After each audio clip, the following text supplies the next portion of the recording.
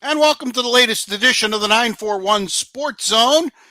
I'm Spitz. He's John Links Golf Rules Masoni. Lots of golf rules to talk about. Talk about the World Cup, talk about the Rays. What in the heck's going on in Michigan?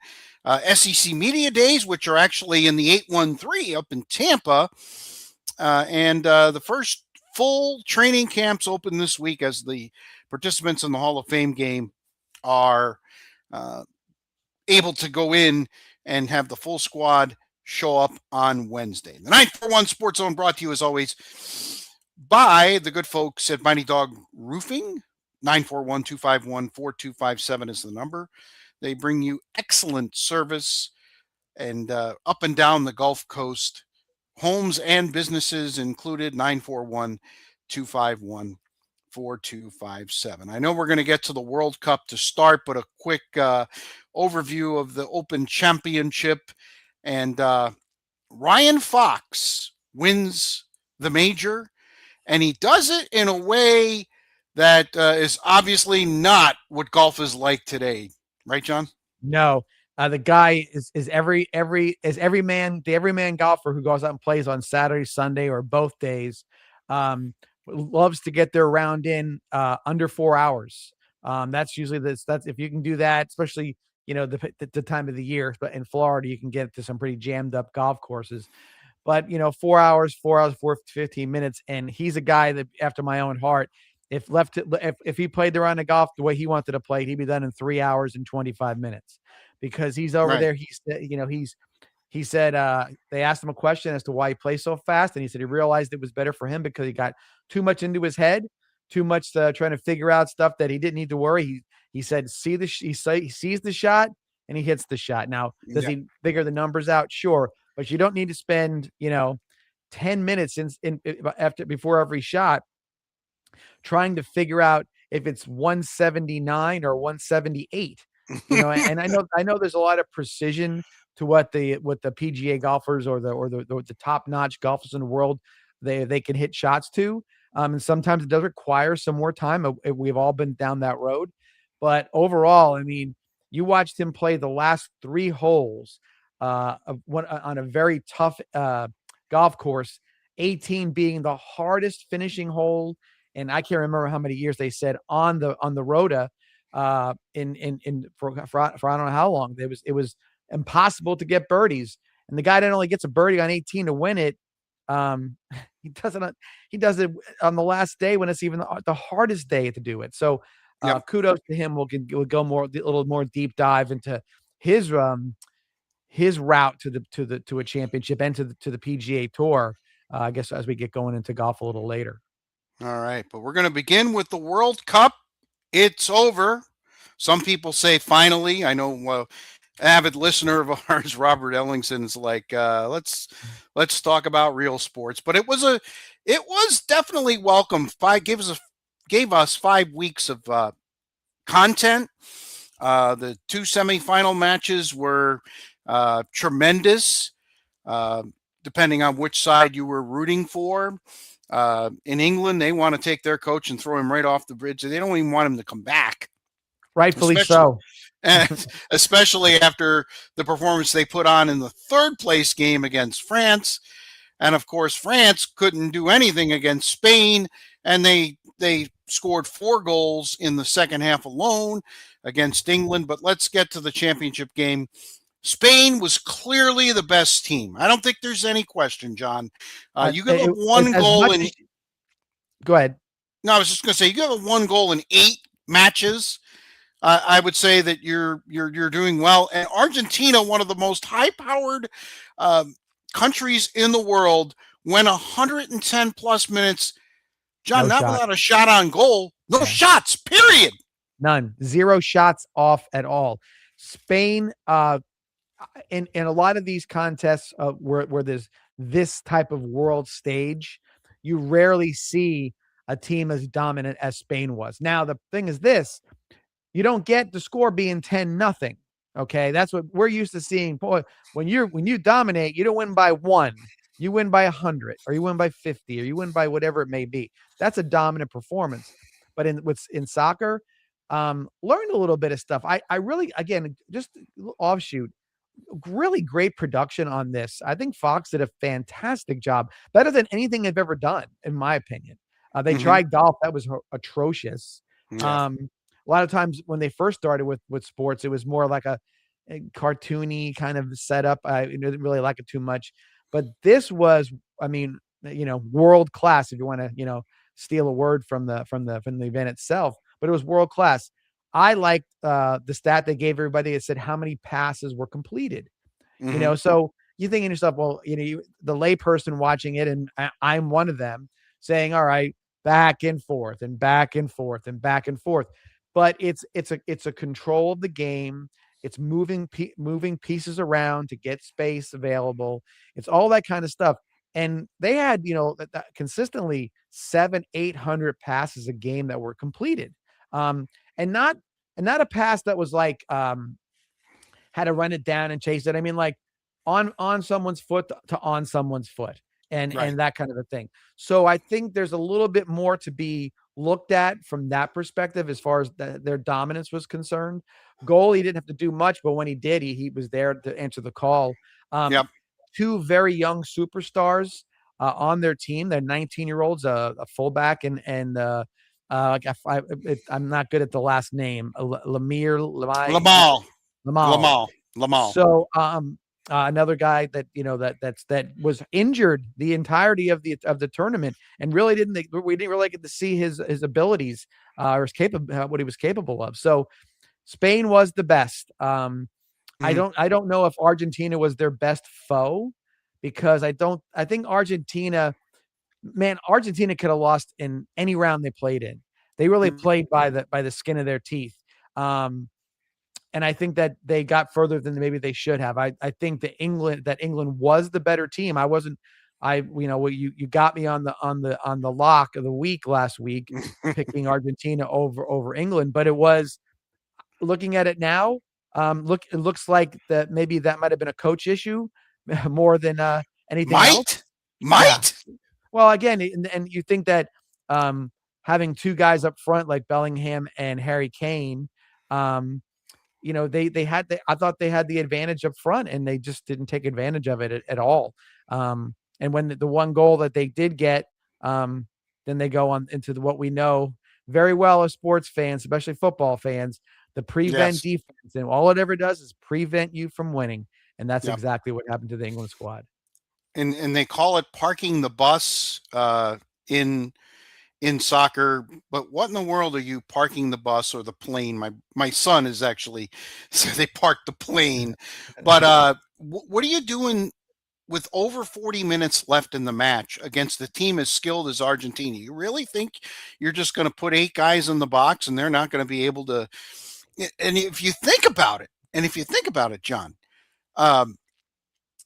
they scored twice and they hit 2 posts, including right before the game winner. I mean, square on the post. England got the lead, and I thought it was just a serious tactical error. You mentioned Harry Kane and Bellingham.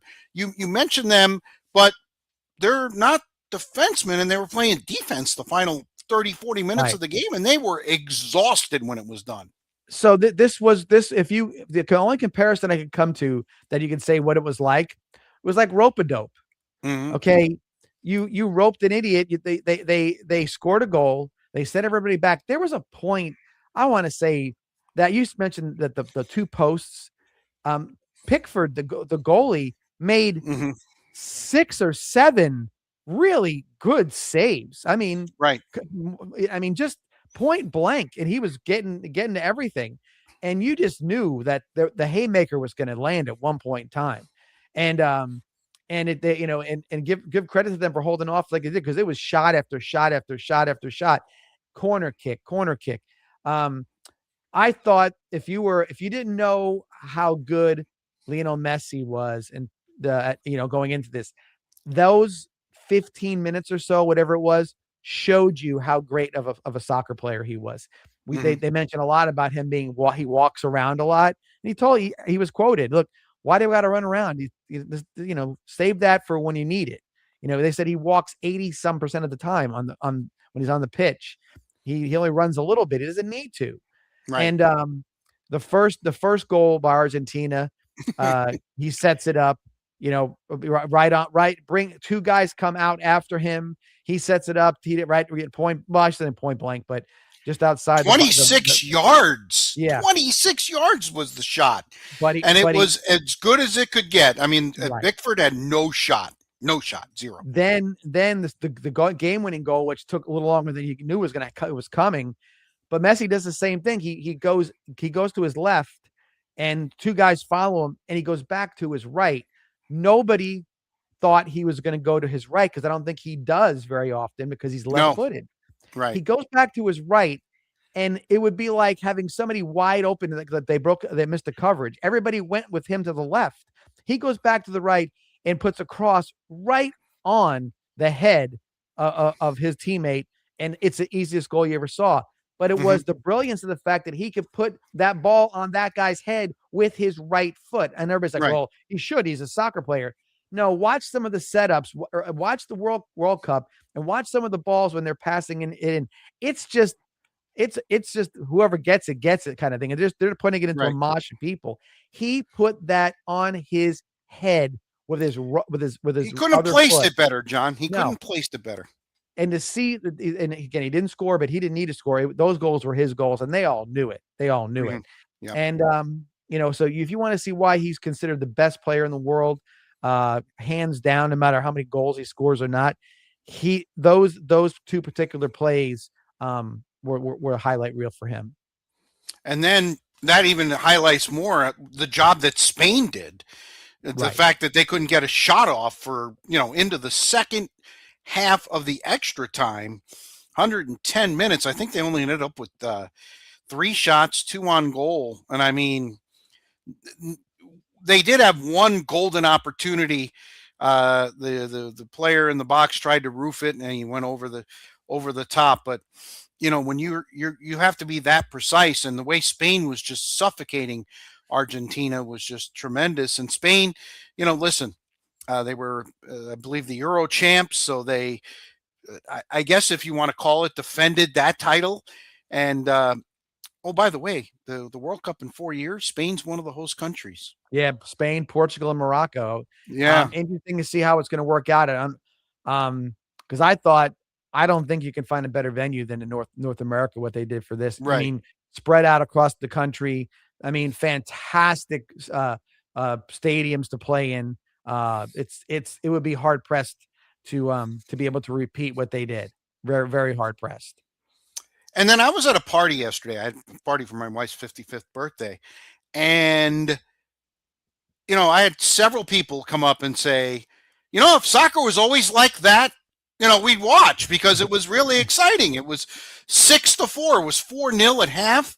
France, before the water break, makes it 4-3, and Mbappe scores twice to make it close. And then England has to hang on. They get a penalty. And then after France scores again to make it 5-4, they put it away. I'll tell you what, it was an exciting game to watch, but there was no defense was completely optional in that game. Absolutely. But I will say this too, going back to what we saw the game before that, you go up 4-0. There's no way you're ever losing that game. There's just not. Right. Okay. And then not only do you not play defense, or it was sort of weird to watch because it almost looked like France had gone into the thing not wanting to win. Like they were right. They were pouting. They were not ready. Yeah. Oh, absolutely. They weren't ready. And then all of a sudden they're like, well, we'll give it a chance here. And rather than stomp them out, the England crowd, the team, they sort of just watched 3 goals go in. You're like, no, this is not going to happen.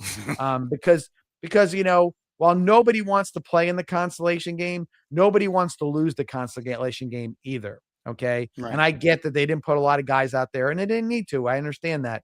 But when it got down to the wire, nobody wanted to lose it. There's no doubt about it. And a lot more would have hurt England a lot more to lose that game than maybe even losing the semifinal, because it's against an arch rival that obviously that you're going to be playing 2 years from now in the Euro Cup. Yep. And you're looking like the guy who doesn't know how to win games. You mentioned a little earlier, you hinted around I think there's little doubt that the manager for the English squad is done. There's no doubt he's going to get a lot of blame heaped on him for his ill-advised strategy and almost losing the consolation game. So the World Cup's in the books. By the way, Mbappe with his 2 goals there in the first part of the second half ended up with 10. He got the golden boot, and well-deserved there. It's interesting, too. It's almost like he got the golden boot because he got to play in the game where they weren't going to play any defense, because it really was 8-8 with him and Messi, and they could have played 500 more minutes, and I don't think Argentina was going to score. And obviously when the player got sent off with the red card after two yellows, which equaled the red, that certainly put them behind the 8 ball. And Spain knew. It was funny. The announcers picked up on it great. Spain knew that they better win the game, in the regular or extra time, because if it went to penalty kicks, the field flips, and it's right. Argentina becomes the solid favorite. Right, 100%. They were trying to, and I think Argentina was trying. That was their strategy at some point in time, to just go ahead and see if we can get through it to penalty kicks, and we have a real chance of winning at that point. But obviously that did not happen in this case. So, I'm glad it didn't. It seems like over the years that my recollection is every big soccer game worldwide ends in penalty kicks. Yes. Everybody's too afraid to make a mistake as opposed to going out and winning it. That kind of thing. So I think that was a very good situation. And you mentioned Mbappe getting the golden boot or whatever. The golden boot. Yeah, it means something. No, I would never say it doesn't mean something. But I don't know if it would be like losing the winning the NBA final, and the other guy gets high score. It doesn't really make much of a difference at that point. And by the way, he also passed Messi for all-time goals in World Cup play. Yes. Now with 22 goals in World Cup. This is against the best of the best. And I know they get a chance to play some teams that really in pool play that really aren't up to their level. But still, I mean, that is saying a heck of a lot for Mbappe. So good on him. Good on Rich, Spain. Go ahead. I watched him, though. He shoots the ball a lot more than other guys do. Mm-hmm. If he gets a little bit of an opening, he'll take a shot. It sometimes doesn't look good, but it goes back to when we talk about hockey. Shoot the puck, right? Right. Yes. Shoot the ball. Shoot the ball. Yep. You know what I mean? Because it just puts that's just pressure and chaos. If you're a goalie, and you got that pretty wide area to cover, a ball gets shot and it's blocked in front of you. You're trying to look for it. You don't know where it is. A lot of times, did it go over my head? Did it go to the left? Is it stuck right here? A lot of quick thinking, and a lot of goals are scored on rebounds. We know, you see it right away. It's a rebound. That's how Spain scored their goal, on a rebound, or a kind of a deflection, so to speak. But nonetheless, it was there. All right, 941 Sports Zone, presented as always by Mighty Dog Roofing of Southwest Florida. 941-251-4258 is the number. 941-251-4258. I'm coming down later this week. I'll be down there on Thursday. Yeah. I was watching the Weather Channel with interest over the weekend as this storm was supposed to go across the state just north of the 941. Now it's decided to head towards Texas, which fine with me. Yeah, I know you guys are getting a lot of rain that you need there, but no thanks. But get that roof taken care of, because there's a telltale sign. I mean, there was nothing going on, and then all of a sudden, 20%, 40%, 50%. I'm going, oh. I know it's got to be on record somewhere, but I tell everybody all the time with this El Nino thing. Look, don't think that you're out of the wilderness. And it worries me because, this is the kind of thing that's going to happen late in the season when the water is even warmer and the fronts coming through start to get cold. Labor Day, obviously, you're up in the Northeast. Labor Day is the beginning of fall. Okay, that's break out the long sleeves, right, Rich? You never know what's going to be on September 3rd, 4th, 5th, 6th, 7th, whatever it's going to be. Here, I guarantee I know it's going to be. It's going to be 95 and 95% humidity. Okay. Yep. So you get something that a westerly continued flow from the west up, something gets stalled in the Gulf or whatever else it is, and it picks up a little circulation, just like the storm did. And what happens is, depending, that storm may form down by the Keys, or may storm by the Yucatan, or maybe out a little bit further. And here comes Mr. Cold Front on September 7th, 13th, or 11th. Again, look at the numbers. Oh, look at the numbers, guys. The peak for hurricane season is like September 11th. It's 10th. That's what it's officially right? It's officially the 10th, but yes, right. So you are right there. Boom. Right. Because the first time a cold front's going to run through here, not to Venice, not to Sarasota, not to Port Charlotte, but to the Panhandle, and it starts to push that. It fuels the low pressure system, and there we go. So just be mindful of it. This is the typical early season storm, where you have something that just kind of sets up and doesn't want to go anywhere. And Bermuda High is fighting some other high pressure system or whatever, but it is all there right there for you guys. So don't be surprised if you don't get something into October, where it's like, oh my gosh, something just started in the Gulf, and here we go. That's what you're looking at as far as hurricanes. So Rich is right. Check your roof, get your supplies. Don't be foolish. Exactly. All right, the golf season ended yesterday, Sunday, for those of you who did record on Monday, as the Open Championship, tremendous final round, John. So many chances. Cam Young goes out early and posts 64, I believe it was. Got to 9 under, posted it, and for a while it looked like it was going to be the winning score. I mean, as we got closer and closer, this, Scheffler fell off, DeChambeau fell off, and we'll get into Bryson in a couple of minutes. Everybody just kind of fell off. And then, like you said earlier, Ryan Fox. Yes, that Ryan Fox. I've never heard of him before this weekend. And he did something that's really hard to do, John. After the first day, he was 85th, which means no cut. You're out. You're out. Second day, he gets to even par. So he made the cut by a stroke. The cut line was +1. But he's basically one of the first guys off on Saturday, and he throws up a 62. So he goes from even to 8 under par, and he's right near the top of that leaderboard. Obviously, there were a couple of other really good scores. Sam Burns did very well. He actually was the leader at the end of the third round, but everybody was in position. And as it came down the stretch, Fox, as you said earlier, made the shots, made it happen. There were only 3 birdies on 18 on Sunday. There were only 27 birdies the entirety of the 4 days on 18. A monstrous finishing hole. And as it turns out, the difference is he birdies, Cam Young bogeys 18. The difference is 1 shot. Tremendous job, though, by Ryan Fox. And like you said, for us ham and eggers who are, trying to finish in 4 hours, he's our guy. Well, you're right. And I will say this too, from what I could just see as from my point of view, that the greens were not easy to read. No, they weren't like 8-foot breaking putts downhill. Okay. But 8-foot break. It was speed. Okay. So you're playing at, those of everybody knows that any golf measuring the speed of the greens, it's a stimp meter. So I think those greens were running about 11.5 for the PGA. That's slow. Okay.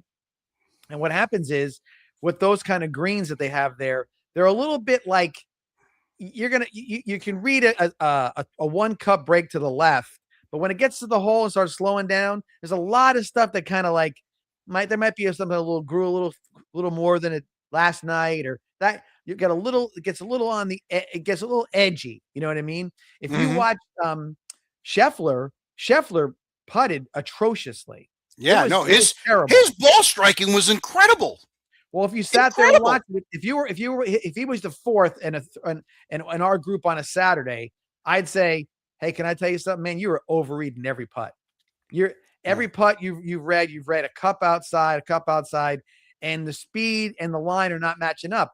If you're putting on an 11.5, you're not taking the full break because you got to hit it harder. Right. So you got to hitting it harder takes less break. I used to say how Tiger Woods was so good. Tiger Woods had no fear. Okay. He lined up an 8 or 10 foot putt and just take the break out of it and jam it in the back of the cup because he knew he was going to make whatever was coming back, or he'd get 6 birdies later on in the round and he'd be good to go. So they were playing what they saw, but the speed wasn't matching up because it wasn't getting there, or it wasn't. It was.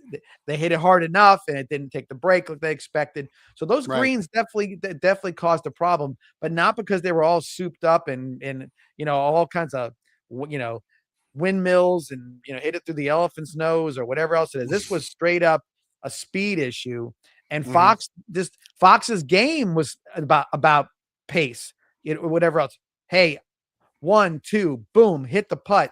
That putt, Dan Hicks so wanted to do like a big lead up to that putt. Yeah, he was trying, and he's like, here's Fox. Oh, he's over the butt. It's in. Like, he had there was no like great moment for him to kind of feed into making this putt to win your first major. And all he got was boom, it's in left center, boom, no problem. And I thought it was refreshing. I think you're going to get a lot of people asking these guys during the FedEx, maybe the first week or two, about, hey, what do you think about Ryan Fox and his, fast putt, reading and hitting and go. They'll excuse it away because they've become so involved with their toys that they warm up with and their process and measuring break with your feet and all that kind of stuff. Look, and if it works for you, that's great. But if you really think about it, Rich, where the most time is wasted on a golf course watching it on the PGA Tour is on the greens. Is on it's there's always a chances of a lost ball or something like that, or you got a ruling and it'll slow you down. But where they slow down, each and every one of them is on the greens. They are nonstop with that. There was definitely some controversy on Friday. And I'm not going to talk too much about it because it kind of bugs me a little bit. Not so much the penalty, but how it was administered. Right. John, this was on the 5th hole, and you wait 3+ hours to address it. To me, that's tough. That really is tough. And then on top of that, you let Bryson basically lead you around for like USA Network stayed with this until it was dark out, over an hour on Friday. It was compelling, and they were trying to make sure that they got every last commercial spot in for it.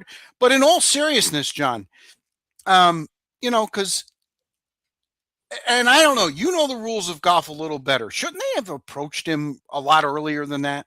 So I'm going to do one quick thing and then right to that to kind of show you what's wrong with it. Lexi Thompson, about 6 or 7 years ago, when it was still the old Dinah Shore tournament out there in Palm Springs. Now it's on some obscure golf course in Houston, which that's totally ridiculous. But Lexi Thompson went out and she had a 2-3 stroke lead. And somebody called in. That was when they were all calling into the networks and said that she did something. She did where she marked her ball on the green. She didn't put it back in the exact spot where the mark was. And they had a microscope on it from a million miles away and whatever else it was. They walked up to her during the round and said, it's a penalty. You know what I mean? Somebody called it in and she never competed. She's never competed again for a major since then. Okay. Right. It was that upsetting of a situation that they said, I didn't do anything cheating wise. And it wasn't done in the nature of the situation, so it was, how she marked the ball. And in this case, you had a rules official with DeChambeau, with him. Yeah.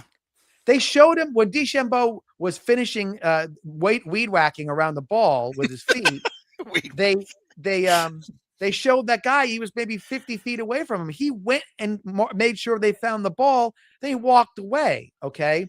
So, does this happen? Does this happen to DeChambeau 10 years ago, 20 years ago, 40 years ago? No, it does not.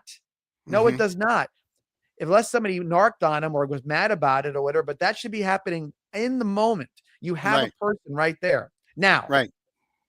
I'm going to tell you this right now, and it'll lead into something a little later on with me too. Did he do the wrong thing? He did. Okay. It's very well known. Hey, this branch is in my way. I can't swing. Oh, wait a second. Let me see if I'll stand on it because I might get a better line on the ball. You can't do it. All right. He was standing in fescue grass that was probably 3.5, 4 inches tall. There was no way where the ball was that he was going to get a backswing and get through that fescue that deep and make a shot unless he trampled it down. Okay. Now look, do I think he trampled it down per se for the shot, or was he just looking for the golf ball and stomping around for that reason? Okay. That can be an argument, but at that moment, somebody should have said to him, Bryson, stop stomping around looking for the golf ball. Okay. We know you're looking for it, but you can't alter the landscape in a penalty area because you can't even ground your club in a penalty area, Rich. So if they found the ball, what was he, finding the ball would have given him an opportunity to save a stroke, but he would have probably had to move it because he couldn't be able to play it, being unplayable. But he ends up, stomping around and getting himself a line. And I think he ended up parring the hole, if I'm not mistaken. No, he bogeyed. Okay. But nonetheless, okay, he gets the 2-stroke penalty. It should never have been a situation where that theater had to happen, where they go walking back out there at dusk to try to so he can show what he was doing. We know what you were doing, okay? But even if you were doing it in the spirit of trying to find the ball, you still can't do it. You still can't do it. I think that's my ball. Let me break this branch off. Oh, it is. Now I can hit the ball because the branch is broken. Does it apply? But the R&A made a huge mistake by not having that situation be looked at. That guy who was watching that game, with DeChambeau, that was his call. He didn't make it. You can't go back and rejudge the Super Bowl because you went back and said, "Oh yeah, that was pass interference." You can't do it. Right. So to go back and redo it after the ruling was done was ridiculous, in my opinion. Yeah, I 1,000% agree. It sounds like we're going to have the same what's bugging us, but I have a myriad of options. So you can go first today because I wrote 3 of them down. Oh wow, look at you! Lots of things bugging you. Well, here's the other here's the other thing, John. You're the R&A. You're the official. Assess the penalty and let's move on. Instead, there's this back and forth for like over an hour. Right. And then they assess it, and of course Bryson's livid because he's making his case and everything. I thought it was a little childish that he was going to just take his ball and go home, and I'm sure somebody said, "Hey, Bryson, that's probably not the best career move, especially since Liv is literally dying on the vine, and you want to place to play golf. Don't do that." So at least cooler heads prevailed there, but. The way they handled it all the way around was just, the R&A is supposed to be this, proper, they are the rules of golf, and they botched this from Jump Street. I mean, if it happens on 17, that's one thing. This is the 5th hole. Right. 1,000%. And like I said, so that's the thing, that to go that long, to sort of hit him, and guy just went. He was in second place at that point, 8 under. Second. Yeah. 7. So I will say this: what saved the R&A overall is that Bryson really crapped the bed on Sunday. Yes. If he would have lost by 2 strokes, that would have been talked about for a while, and they would have had to really deal with some stuff at that point in time. I will say this: I think from both sides, DeChambeau's side and the R&A side, they should both release a statement together saying, "Hey, this is what it was," and whatever it may be, because I think it'll validate DeChambeau as sort of a crowd favorite these days. And I think the RNA can reestablish a little credibility in saying like, hey, we're going to fix the mechanism and the procedure in this. That's what you do when something like this happens. You find a way to make it never happen again. And I think that's how it starts. The other thing that came out of on Sunday, apparently Rory during his presser after basically showing his incredible disdain for Bryson, basically said he's going to take a break. That basically, he's worn out from, winning the Masters, and it's been a long season, and he missed. John, did he miss 2 or 3 signature events? 3. 3. I was reading earlier today. It's 3. And Okay. I mentioned this, I think, last time about Rory. I think the whole last couple of years has really worn out Rory. Rory's you got to remember what Rory is. He's a Northern Ireland guy. He learned how to play golf at his dad's course, whatever. He's not a jet setting, debutante kind of guy, whatever you want to put it. He's a small town guy, you know what I mean? And right. I think, I a couple of years ago, Rory decided he was going to get married to Caroline Wozniacki, or the tennis player. Wozniacki. Yep. Walks away from it, in the midst of a couple of years later. After that, he's married. They're going to get divorced. They were, hey, we're getting divorced. And then 2 weeks later, he's not getting divorced. I think that being number one in the world takes its toll. Okay. I've always said, I'm a big Jack Nicklaus guy. All right. Yeah, me too. Because Jack Nicklaus won young. Jordan Spieth was 19 and so-and-so was this. Well, Nicklaus was he's the young guy like Tiger was, right? And he told everybody the hardest thing to do is be a family man, or have responsibilities at home when you're out on the road. And he was out on the road back then on buses. Who knows what they were riding around in, right? And they weren't winning $6.8 million for a tournament. They're winning a couple hundred, maybe 60,000 or whatever they were winning, right? He was out there playing the game, and managed to have success and balance his family life. And I think Rory's in that boat. He won the Masters 2 years ago, the first Masters he won. I said he had a nervous breakdown on that green. That wasn't happiness. That was sobbing and hyperventilating. Relief. And I don't know. I think he was happier with this one, the second one, than he was with the first one, because there was joy attached to it. And you watched him; he went straight downhill after winning that second Masters.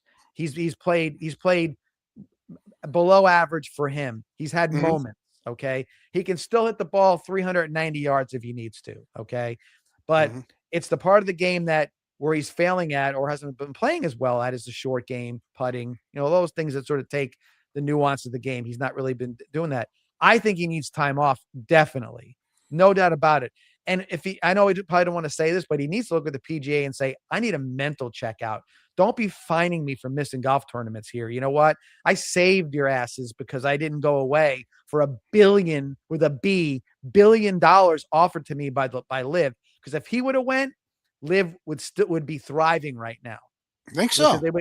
Well, here's why. I think that Rory has that which pisses me off about the Ryder Cup stuff with him and his family, what they did in New York. I thought it was ridiculous, because he saved the PGA. He said, no, I'll take the lead here. It's not going to be Jordan Spieth or somebody.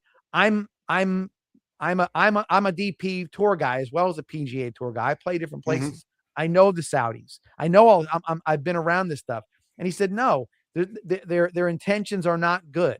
And there's no legitimacy to where they play, how they play their golf.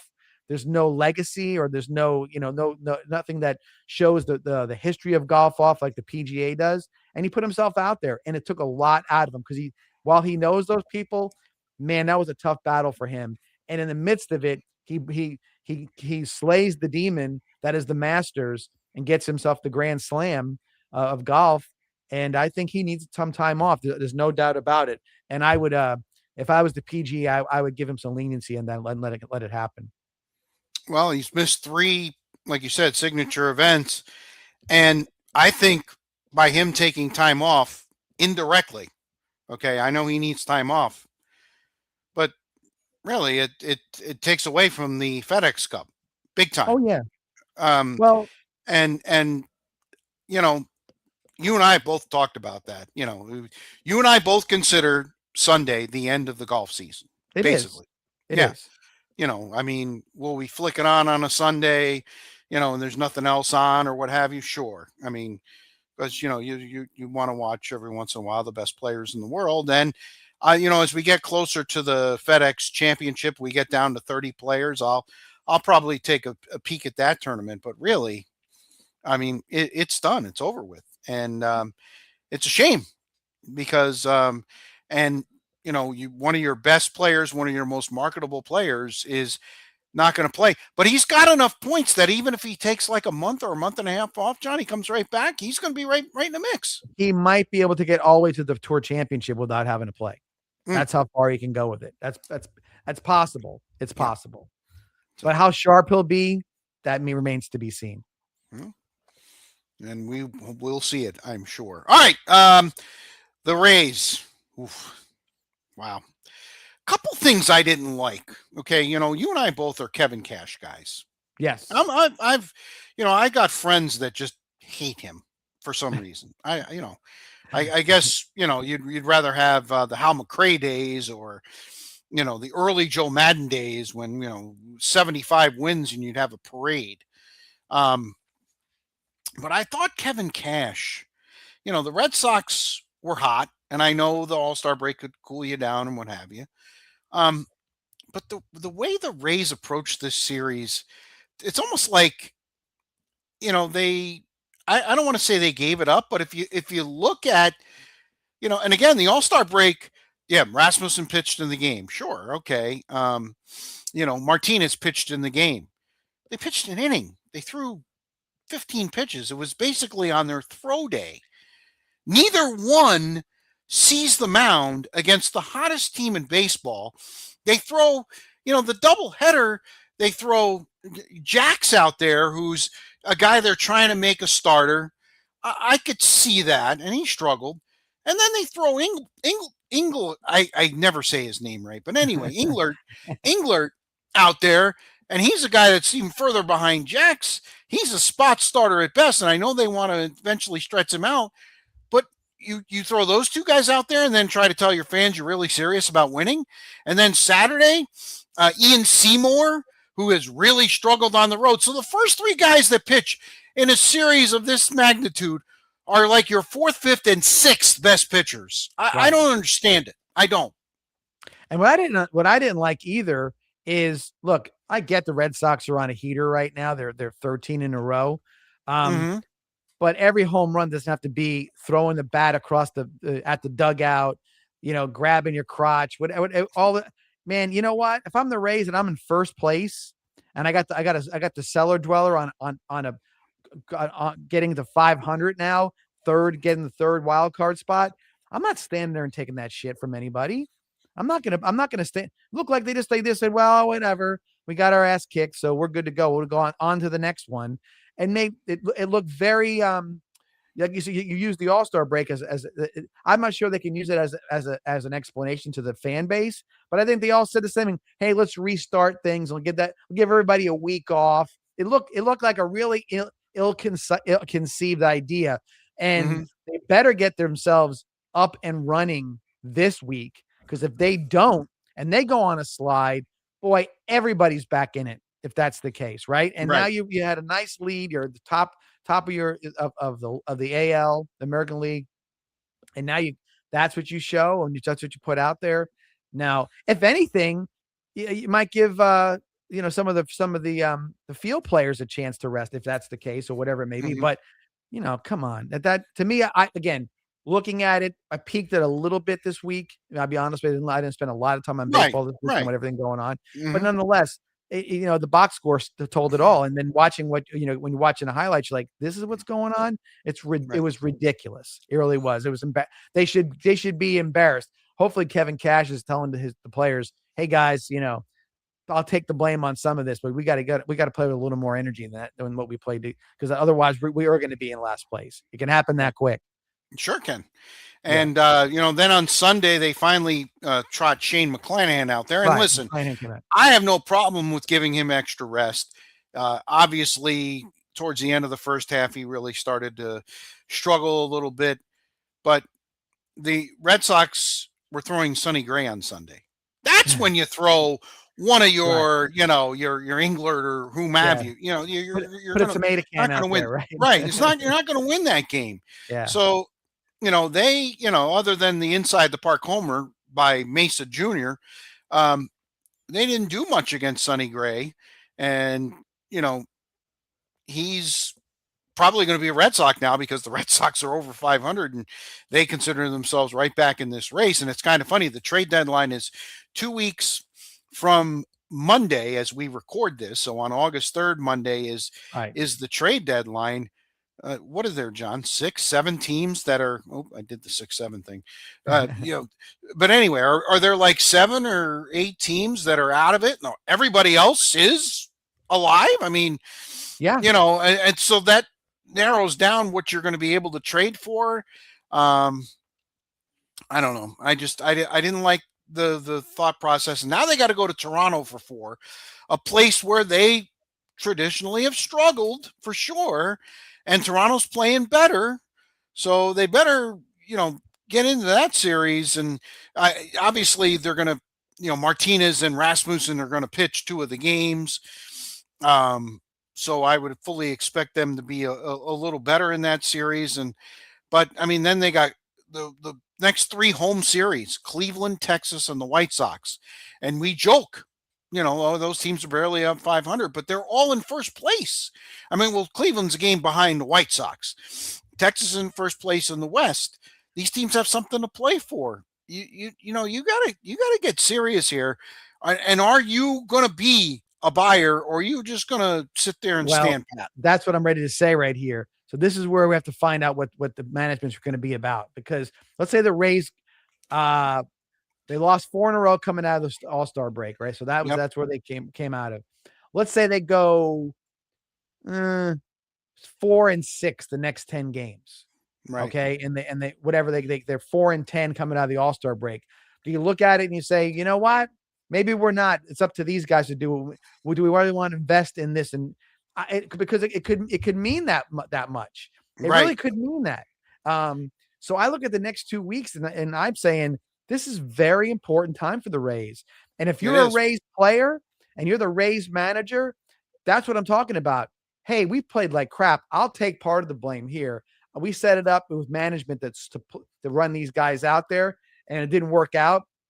But we're going back to where we were before this, guys. We got to go out and play 700 baseball for the next 3 weeks, because if we don't, we don't know. Maybe we might be sitting back here and this may be a different team, not because we brought guys in, because guys are out the door that got traded away for a player to be named later, that kind of thing. Right.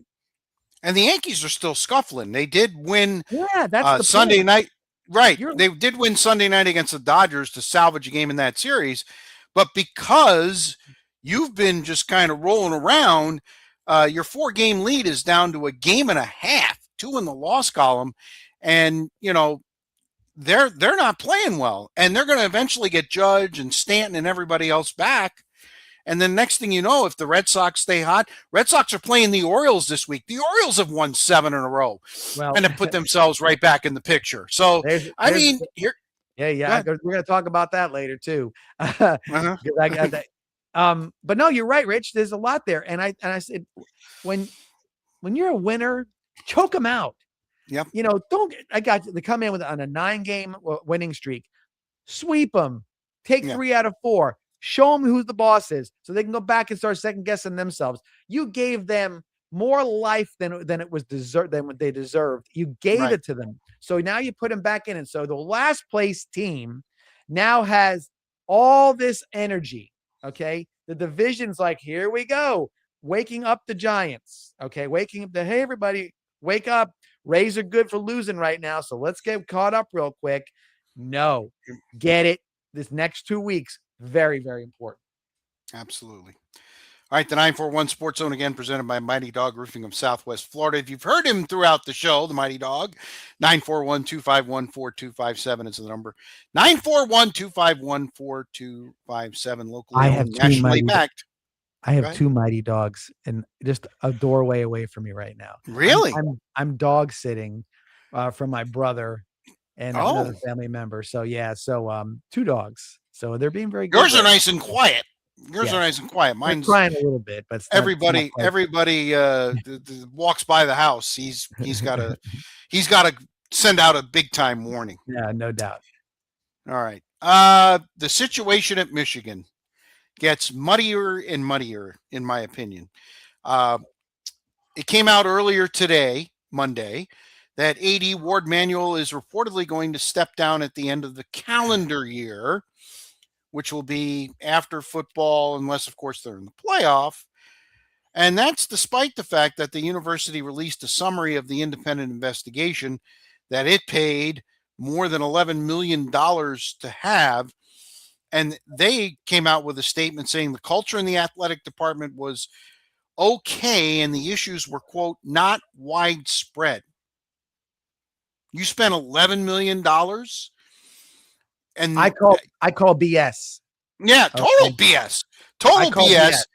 And the folks in Michigan, particularly the TV and radio stations and the newspapers, are hot because they're trying to get the information. They're using the Freedom of Information Act, and Michigan is just not having any of it. I could see this thing ending up in court. I really could. So I go back to what I said last week. This is all the Jim Harbaugh effect. Okay. Mm-hmm. He came in with the AD right about within the same time frame. They're married to each other for that hire. Everything that was going on in and around that program, the entirety of the program, it stinks. It smells. I said I've been around when it stinks at programs that I root for. Okay, and so it stinks. And rather than say it stinks and here's why, they're playing this. Oh, what are they going to have? A send-off party for the guy on the 31st of December? Thanks so much. Give him a gold watch. What the hell are they going to do? They're basically saying, no, nothing here. We're good. Everything's fine. We got it under control. It was minor stuff. Oh, it's minor when you had a guy dressing up like the Pink Panthers, hiding his face and trying to get, sign stealing, whatever you're doing, right? Ridiculous. Yep. You have an assistant coach who became the head coach, handpicked by the head coach who left because there was trouble brewing. Okay. And he's having a years long affair with a younger woman in his office, a subordinate. Oh, nothing's going on. Not a thing. Your basketball coach, you hired him. He's coming from a program, an FAU, that's a huge step up to go to Michigan. And he leaves after 2 years. And I'm saying, you and I have been talking about it for a couple of weeks about Dusty May. I'm thinking he wants to get out for whatever his reasons are, but there's a lot of bad things going on. This is not a little, this is an institutional, which is the athletic department problem, a huge problem. If this was the science lab, they'd be fired. Right. I don't understand this. It's ridiculous. But the president, John, the president basically last week when he started talking, basically lauding what Ward Manuel has done and basically backing him, you knew this is probably where it was going to end up. Right. I got a buddy of mine lives in Michigan. He's actually an LSU fan, but he'll root for Sparty, as he says, against the Wolverines. And I can tell you right now that this is pure Michigan through and through. They have this belief that somehow or another they are a higher being when it comes to with sports or whatever. They invented football. They did this, whatever it may be. And grant you, the rivalry with Michigan, Ohio State, Michigan doesn't like Ohio State because they think that they don't belong with them. They think that they should wipe their feet on them. They don't see them as an equal in a lot of ways. they could, because of the academic standards or whatever how they believe it. This reeks of that arrogance. This reeks of that mentality. And look, there's the end. They can do whatever they want and say whatever they want, but they still have a conference to answer to, right? Yes. So let's see what the Big Ten does. They're not going to do anything. Come on. Well, you really think they're going to do something? So here's what I'm saying. Well, Ohio State doesn't like him very much, right? A lot of people don't like Michigan in that conference. Maybe somebody says, so that's how it rolls. All the stuff can happen, and everybody's going to be like, that's okay. Hire, the Michigans can go through all this crap and nothing comes of it. I don't know if there's any type of reach that the Big Ten has about that stuff, but I would think that somebody might say, what's going on in Ann Arbor and why are we not involved? Why are we in a conference at all if there's no sort of guidance or whatever you're looking for? So I don't know. I'm looking for reasons, but again, like anything else, it wasn't me. That song by Shaggy. It wasn't me. Wasn't me. It wasn't me. Nothing here to see. We're good. Everything's fine. And that young lady, she's great. She's living in a $6 million house, right now, and she's happy. She's not gonna cause any trouble. She's good. Of course not. She got paid off too. Well, no, she's suing actually. Well, again, so there's more stuff that may happen, but the idea is that's what they're hoping happens, that it just goes away in the night. It's not going to just go away. So it'll be interesting to see. I mean, they got their natty in football, they got their natty in basketball, and it's everything's okay. I mean, everything's fine, like you said. It's just they're acting like it's hang a banner. All right, SEC Media Days going on in Tampa.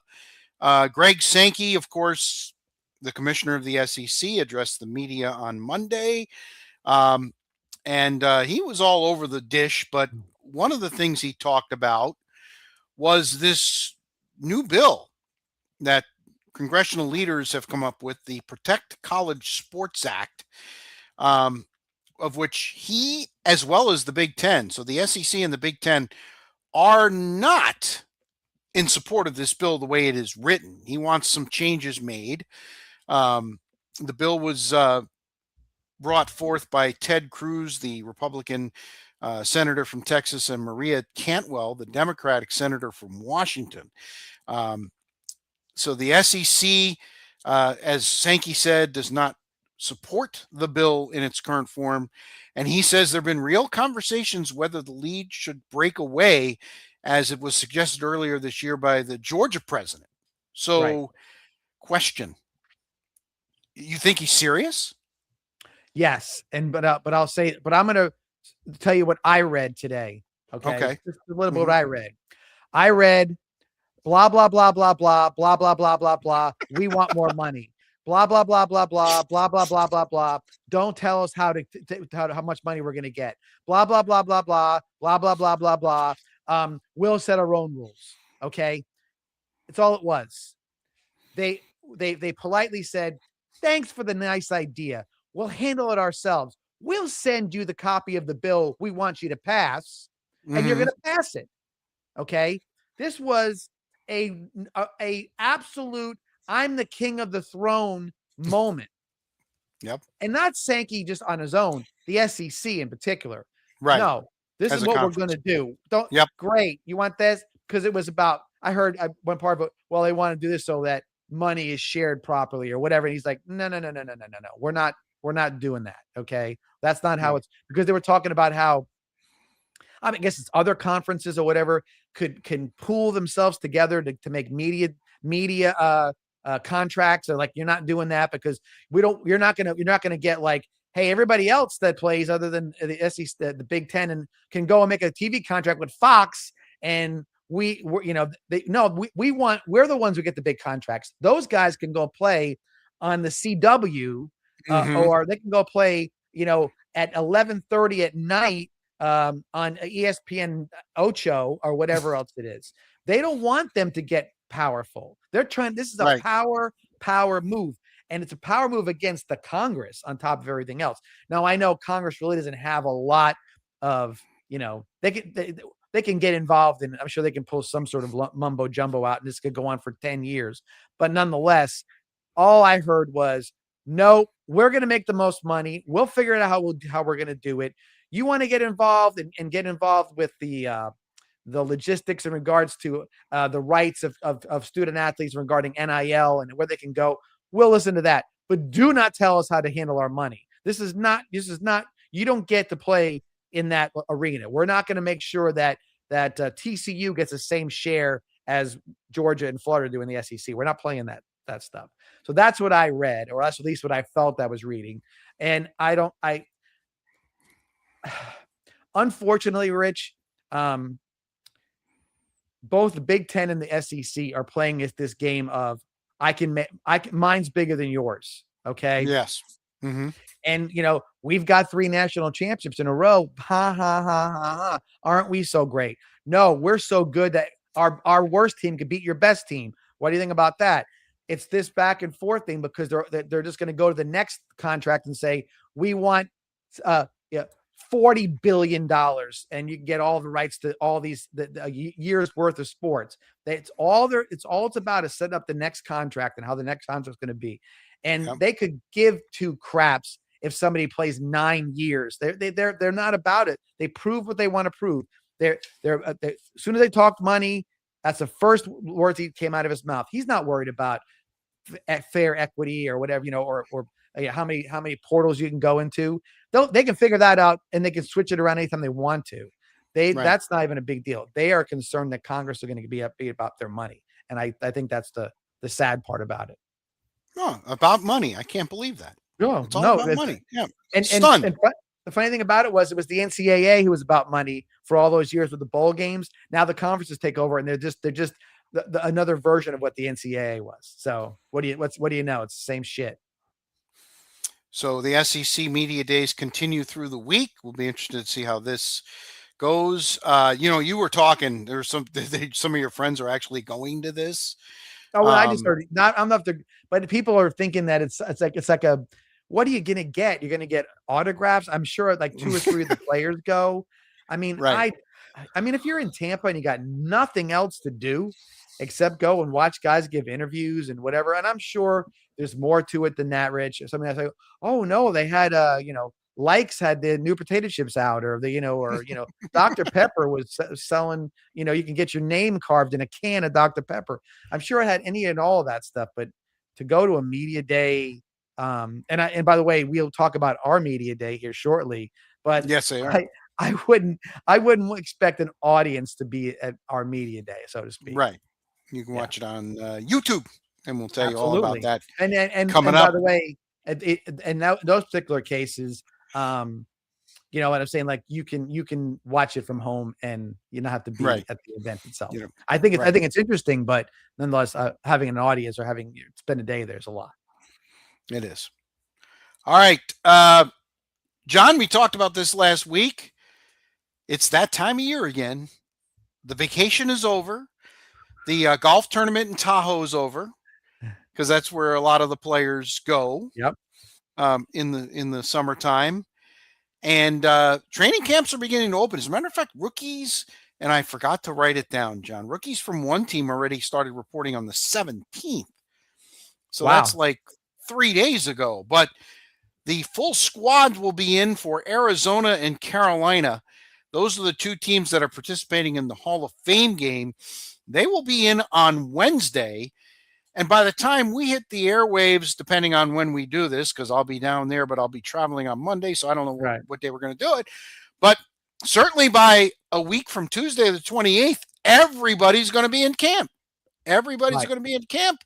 I don't know when the practices start, where the one team against the other, which I think are even more. It's really funny. They still want to make you buy and give you the thought that the preseason games mean a little something, and yet a lot of these teams are having like public workouts, like they're working out against each other, and then you get to the game and nobody plays, right? Which I think is the biggest dog and pony show that there is. But Arizona and Carolina in camp as of Wednesday. and it's getting close to being football season again.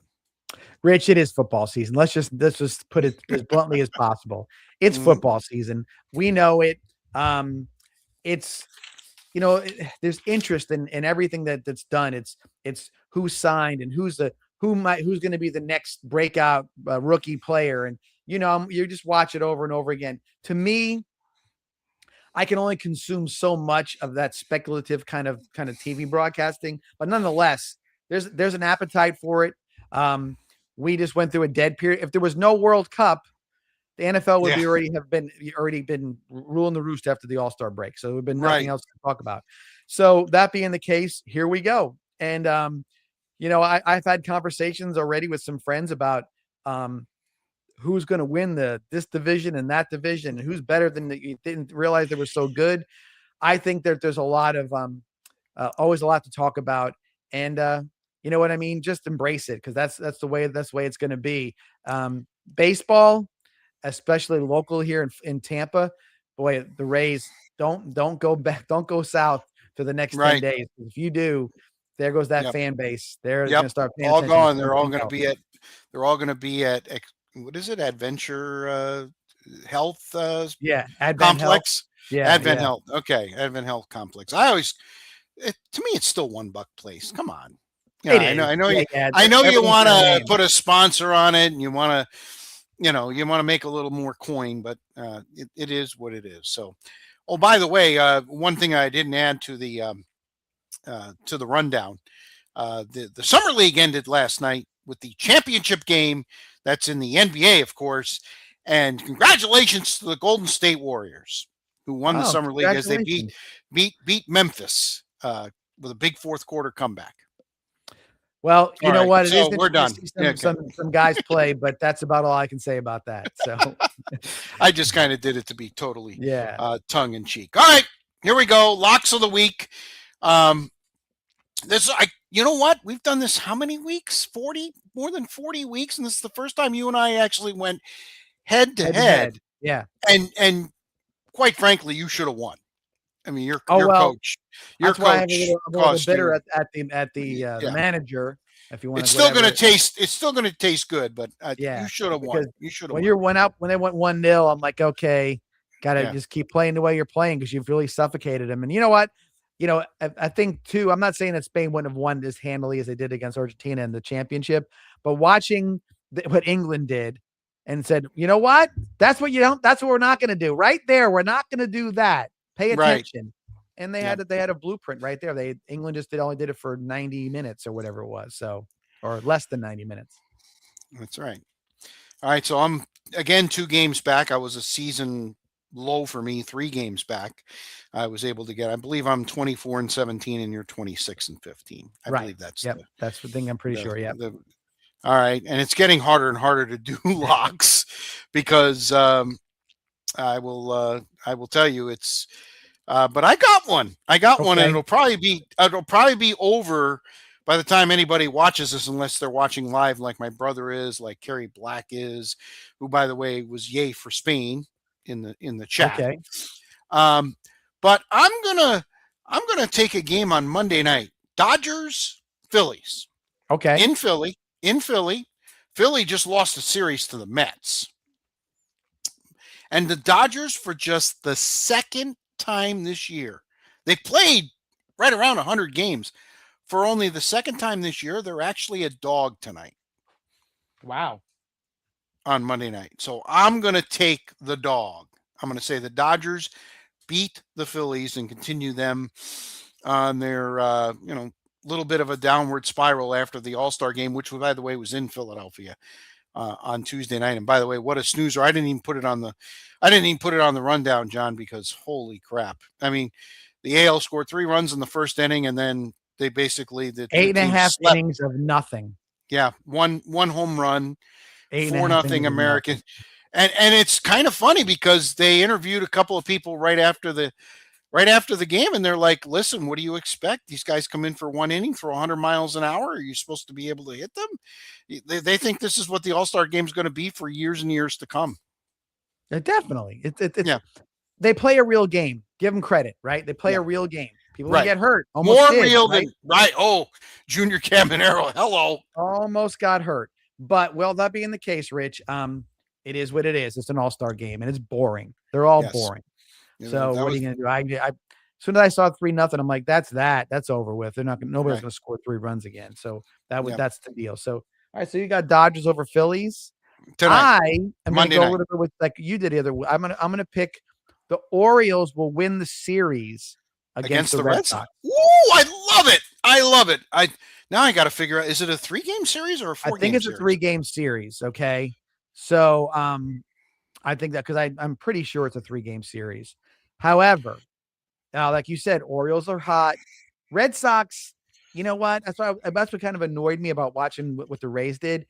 Red Sox, it's like they almost got handed 4 more games. I don't think the Orioles are going to be that team. I think the Orioles have that they're looking and saying, no, you're in last place. Or you were in last place, and we're going to make sure you go back there. And I think that's what's going to happen. So Orioles take the series over the Red Sox. And you're right. It is a 3-game series that starts on Monday night Mm-hmm. at Fenway.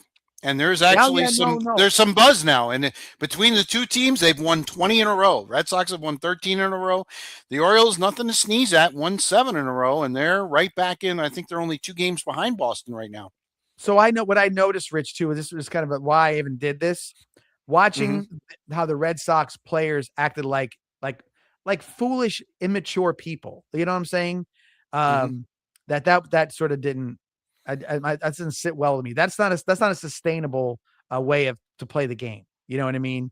They just, they're almost. It's like playing men's league softball, and the team that's in 5th manages to out hit the team that's in 1st, and all they're doing is talking crap to this team. And then next thing you know, when 2 games later you're playing them again, and they're whitewashing you. I don't say that but I think the Orioles are more, I think, grounded right now than the Red Sox are. So we'll see if that works. All right. So there you go. Locks of the week. I have the Dodgers on Monday night, specific 1 game. Yep. And you have the Orioles taking 2 out of 3 from the Sox. I actually like that. I really do. Good. So we'll wait and see how that goes. All right. Final segment time. It's time to see what's bugging me. You want me to go first? Because I have 3. I have potentially 3. I haven't picked one yet. Yeah. Well, again, it bugs me that and I've already kind of said it, but the RNA just absolutely fumbling the ball here with Bryson DeChambeau. And listen, you can say what you want about Bryson. I kind of like the guy, but I mean, there are people out there that just can't stand him. And obviously, listening to the comments yesterday, Rory's one of them. He cannot stand DeChambeau. Okay. But nonetheless, I mean, this should have been taken care of a lot sooner, and there shouldn't have been a back and forth. And just the way it was handled was Bush League. It was total 100% Bush League by the RNA. And like you said, John, I thought you used a great word, credibility. They lost a little bit of credibility in the way they handled this. So that's bugging me that, it's bugging me also that the golf season's over, that literally it's it's the middle of July and we're all done. I know all you FedEx scuppers, all you people that work for FedEx or, enjoy the sponsorship. Come on. No, it's really? It's hard to watch. Again, there's no meat to it. It just seems like it's sort of it's like a play-in game kind of scenario, and guys aren't showing, so it's kind of tough. I give him credit for trying to put a playoff system together and putting a lot of money into it as well. But who won it 2 years ago? Who won it last year? Last year was Tommy Fleetwood. And then the year before that was Victor Hovland. Correct. Yep. And but to know that is you wouldn't know because they came up when nobody was watching and they got hot for 2 or 3 tournaments or avoided what it was. So yeah, very difficult to kind of keep an eye on. It's just, I know it's worth $10 million, but nowadays $10 million doesn't mean anything to anybody anymore. Right. Exactly. It's no. All right. So, I'm gonna give you all the ones I had. First one I was going to say something about, but don't know what's happening with it. If Tom Brady becomes a professional wrestler, I hope he gets pile driven through a table. That's all I got to say. If he Okay. does this stupid, if that's with Logan Paul, what does he need? He has a cycle. I told you there's something wrong with his ego. Yeah. All the way back to Deflategate, he's messed up. It hasn't happened yet. So it's really not for me to say bugging me just yet. It's close. Okay. DeChambeau Well, it's bugging you. thing, It's bugging you that the fact that it's even being discussed. oh my God, you Right? kidding me? And then I said, and I watched the tape and I'm like, am I supposed to really believe this? What in the, Well, it's wrestling. I You're know not how supposed to believe it. It's a I know how story. wrestling is, but who talked him into this? Or did he ask for it? I have no earthly idea. It makes no Agreed. sense. Okay, I can live with that. The DeChambeau DeChambeau thing. situation, like I said, it bugged me how all of it went down. And it bugged me that he was going to go home. It got silly. Mhm. Scheffler stuck up for him and Rory didn't. That's just Rory being on the front lines of all the stuff that's been with the PGA. Right. I'm sure I like to get Tiger's perspective, but Tiger never gives an opinion, so we don't know about Tiger. Well, he's at driver school. Yeah, that's what you want to call it.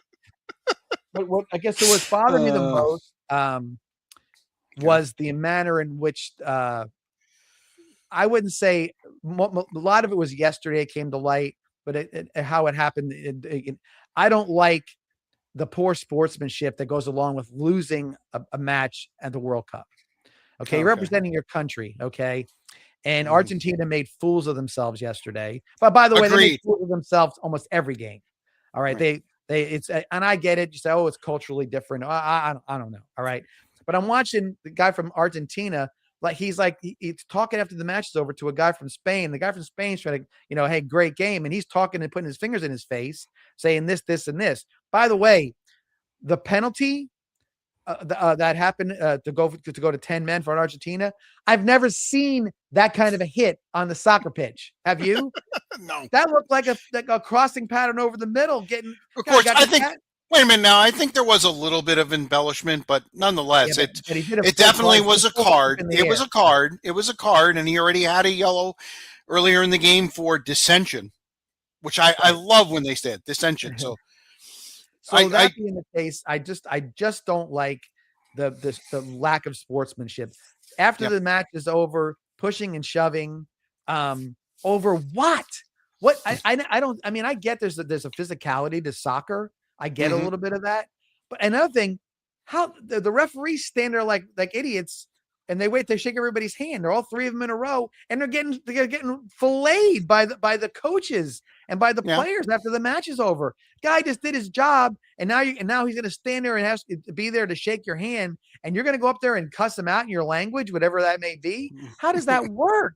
I don't get it. So it kind of got shoved under the rug, and a lot of the guys that are soccer guys, like you got the what's his name, Theory, the guy from Henry Zoltan, Alexi Lawless, who by the way is Zoltan, who just announced that he's done. Yep. And I heard Rebecca Lowe say, "Don't be surprised he doesn't come back and the return of Zoltan happens or whatever." So she's such I love that guy. But the idea is that why you need to be, that poor a sport, I don't understand it. And it gets funny too, because, pushing and putting your hand in somebody's face. I mean, what Bellingham came up behind the Argentinian guy and smacked him in the back of the head. Yeah. What is that? What is that? I don't get that. That's you said what it is. It's poor sportsmanship. So that's very Euro. I should have pulled your white glove off and smacked him in the face with it or something, because it made no sense to see that. So that was a little bit annoying for me, especially and I'm sure it happens all the time now that we don't see it, and that happens in a lot of different situations. But, we've, in going back to high school football, and here's a great segue for us, Rich. Yes, go. There's talk about getting rid of the handshake line because it does nothing but except create problems. And that's unfortunate that it does, but that's what I see. I think this sort of meandering around after the game and then trying to take it out on somebody or try to cuss them down or dress them down for some reason makes no sense to me. So very disappointed that that has to happen after these games, and then to turn you back on the team when they getting their medals, they just beat you. Yeah. Why do Fair that? and square, by the way, kicked your ass. I know it was Yeah, 1-0, but they beat you soundly. Yeah, I don't know what to complain about. There wasn't Yeah. anything physically that was done to them, and anything seemed to be right. So yeah, stupid. I don't get it. All right. Well, it's that time of year. It I get sure on a is. plane on Thursday. I'll be down there about 11 a.m. I got a 5:01 flight. How about that? A.M. Well, you should be My busy at Uber the will be airport. here. My Uber will be here like 3 a.m. 3, yeah, 3. You got to get there at 3. You never know. Every time you say nothing's going to happen in TSA, it does. So. Yep, exactly. But we're getting ready for the fourth annual. John, that you deserve hats off to this. This is only my second. What you've created here is tremendous. What's our count right now? Are we at 17? 17. Okay. 17, and we're fingers crossed on 2 more. And by the way, there's no mandatory, there's no you got to do this kind of thing. This is if you like this, you get exposure for your team and your players, your program. You get a chance to sort of we sort of help sort of lay out your season for you a little bit and big games and whatnot. I honestly believe that the fact that the 941 Sports Zone podcast and the Sutton Coast Kickoff Media Day, working obviously same people, same situation, just different names on the marquee. That the coaches have recognized that their programs benefit from doing these types of things. Absolutely. Your players get to grow up and actually sit there and have a conversation regarding their play and their academics or whatever it may be. The coach gets a chance to talk about the program and how you want to come to their games. It's very brand specific. You get your 20 minutes to do that stuff. So I really believe that there's something to it because social media is a big part of everybody's life now. And absolutely. And especially to 14 to 20 somethings. Okay. And now you got kids that are going to say, wow, my coach and my team or even myself, I'm going to be interviewed for a press conference scenario by the local Xavier from ABC7 will be there. We got James Hill coming back, yourself, Matt Geller. We've got the folks from Rivals going to be there. I've asked all of them local print media to be there as well. So whoever's there, you're going to get all that exposure from all those angles, from all those different places. It saves you a lot of time from both sides, from the media side and the coaching side, to have to go and have conversations about things that you can take care of in one quick 20 minutes session, for that matter. But nonetheless, I think it's really important because you need to have that footprint on the social media side of things. It validates you with your kids, it validates you with the fan base, it validates you with the parents, it validates you with everybody. And so there's something to go with that. And so we've got a great venue, Carroll GMC. Yes, I was just going to say. Monty Jacobs it has done a great job over the years helping me out with this. And all the people at Carroll GMC have embraced this program with us. So we're looking forward to it. It's a long day, 8:30 to 4-ish. At this point. And again, and it's like 17 teams. I count 23 teams in the area, but IMG, I always ask to come, but really they're they do their own media day, and why not? I was just going to say, they have enough people to interview. Each kid gets his own 20 minutes on their team. So it's not like I'm saying anything that they don't know. It's true. I mean, they're all 5-star guys, that kind of thing. So they're going to do their own thing, and that's fine. The biggest tap on the back I got last year wasn't that IMG showed up, and they didn't show up. But when we played them, we did a dual live stream where me and myself. Yeah, and Ryan Bass. Oh, Ryan Sudol. Sorry. His job is what I do with Venice High School. And he came on board. We kind of called our own offenses back and forth, and it was fun. And he said, "Look, you guys are our rivals." And I was like, "Really?" It was cool to hear that, but validates the area. 941 validation. IMG is the number one teams in the country. Right. They're in the 941, but we have other programs. Last year, I predicted 5 teams would make it to the state semifinals, and they did. Yeah. 2 I said 2 to the state finals, 1 made it to the state finals, and 1 won it. So you look at it and say there's a lot of legitimacy to this situation. And plus, hot topics will be brought up here on the podcast, Rich, will be brought up again on Friday about the new playoff system that's in place. Yes. About all the different things that are going on with different programs and whatnot. So there's a lot of things to be said in regards to this. So there's a lot of information going to be passed around, opinions on all of that stuff. There's everybody's first question. What do you think about the new playoff system? I know some people might say, I'm never going to see it, but there's a few that can say we could land there. Maybe it's us. Maybe we'll be in the top 8. And to think on the other side that maybe in their classification, 1 or 2 of the perennial giants could be swept out of the way. And now you get your opportunity to win a state championship or a bigger opportunity. Coach Mensing talked to him not long ago about his switch to SSAA, or did I say SSAA? Yeah, that's what it was. Yes. He said, heck, our first game, if I would have made the playoffs last year, would have been a game against Miami Northwestern. Yeah. I have no chance. They would be potentially eliminated from that process. So a lot to talk about, a lot to see. You got opinions on stuff. And I built a couple of breaks in there for you guys too. Don't worry about it. Yeah, I saw that.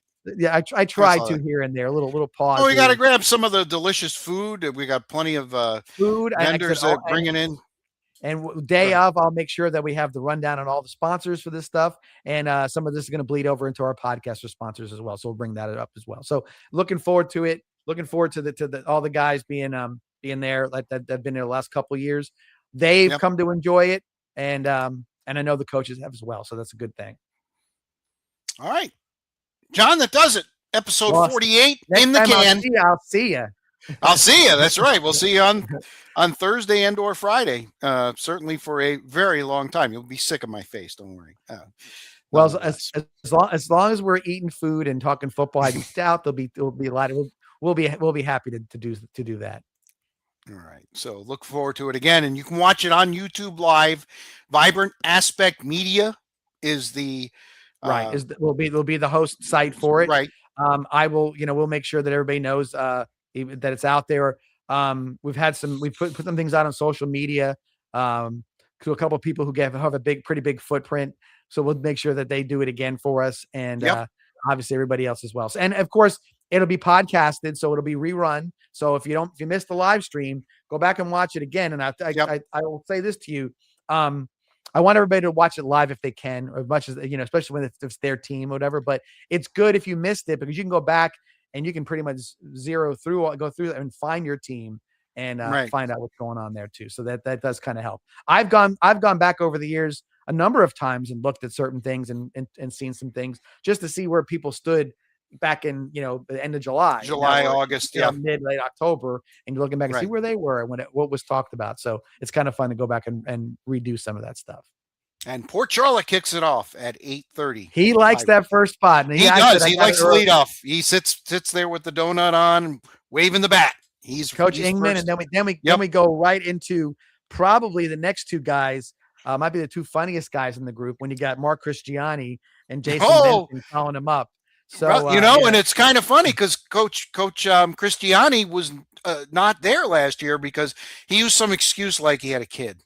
Yeah, he goes. I said, I make this thing happen. You're the first year head coach, and this is what you do to me. Right. That's how I approached this. I said, no, you are coming this year. But we know Mark obviously very well. Mark is coach of the Indians, Venice Indians, and obviously a Venice High School graduate and a friend. We have a lot of friends though now. It's funny that we say that. I look at most of these coaches now, and I think of the guys that are new. I think all the rest of them I feel are friends of ours. You know what I mean?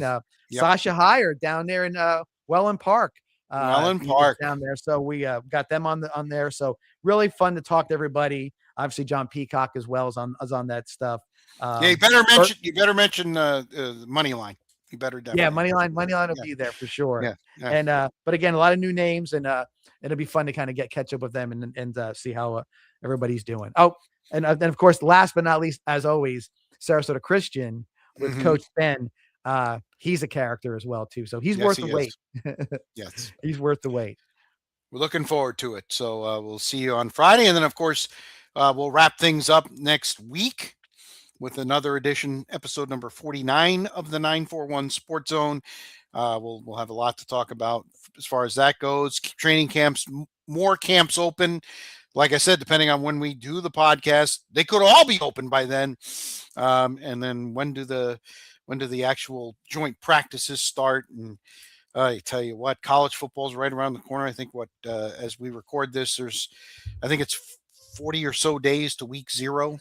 Rich, it's going to be, I think high school football is going to get a lot of our attention right away because they're going to be the hot commodity, because once the last week of August rolls around, here come those 2 freight trains right down the road. And that doesn't mean we're going to put a lot of attention this year, more so than we did before, regarding high school football, as far as wrapping up games and doing some things with games of the week and that kind of thing. So we're working on that as well. And they're still going to get their kudos, but my goodness, when it starts Saturdays and Sundays, it gets eaten up, and it's like the biggest Pac-Man you ever saw. It just takes all the air and time out of everything. But you know what? It's like that. It's like that roller coaster ride you take. It's fun. It is peaks and valleys, but it's a lot of fun. It's a great sport to follow. But we'll make sure we try to make sure that everybody gets an equal amount of time. All right. So for Links Golf Rules Missoni. If you ever get a chance to go play Links Golf, it is phenomenal. It's phenomenal. You might shoot 130, but it's still a lot of fun. The way I look at it, the more shots, the more I'm getting for my money. There you go. You believe it. Yep.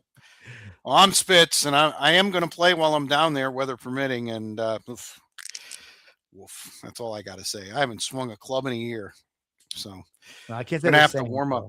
Yeah, I know you, Mr. Play 2-3 play tournaments, for crying out loud. I did, anyway.